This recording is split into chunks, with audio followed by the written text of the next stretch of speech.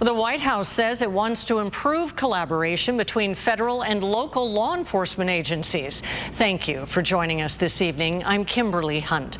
Executive orders signed this week by the president calling for removing obstacles with sanctuary policies and using federal resources to support officers. ABC 10 News reporter Perla Shaheen sat down with Sheriff Kelly Martinez to see how this would impact deputies in San Diego County.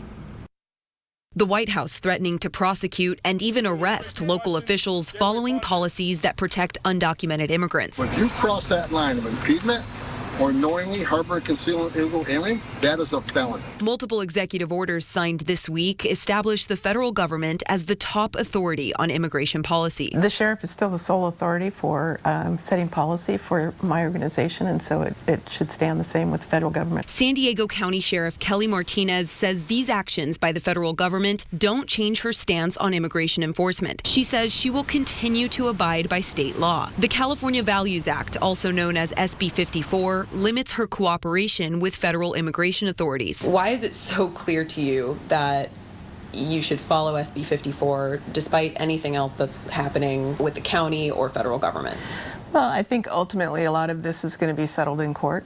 But right now, I do feel comfortable with what we're doing. We haven't run into any conflicts there, though. I think that what we're doing aligns very well with state, local, and federal laws. One executive order calls for the sheriff's office and other local law enforcement agencies to coordinate with federal authorities through Homeland Security task forces. These task forces were created in January and have a number of responsibilities, including implementation of federal immigration law. We don't enforce immigration. That's a federal authority. If the administration gives them a mission of strictly immigration enforcement, we will no longer participate in those task forces. The order also promises to maximize the use of federal resources in support of local law enforcement. This includes improving quality of training, increasing pay and benefits, expanding legal protections, and enhancing sentences for crimes against officers. How do you feel about that sentiment of support from the federal government? No, I think it's terrific. I think local law enforcement can certainly use the support. Sheriff Martinez is less enthusiastic about this portion of the order, which directs the Secretary of Defense to offer surplus military assets to local agencies.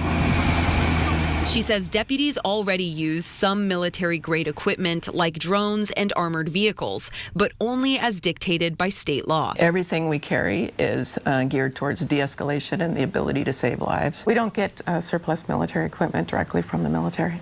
And you don't plan to in the future? I don't think we have a need to. We have a budget for the equipment that we do need, and we do a really good job of strategically identifying equipment that we think will help our communities. Martinez is hopeful for federal support when it comes to county jails. She says some need infrastructure improvements, and the Vista detention facility should be completely rebuilt. She's curious how these decisions from the White House will play out at the local level. Perla Shaheen, ABC 10 News.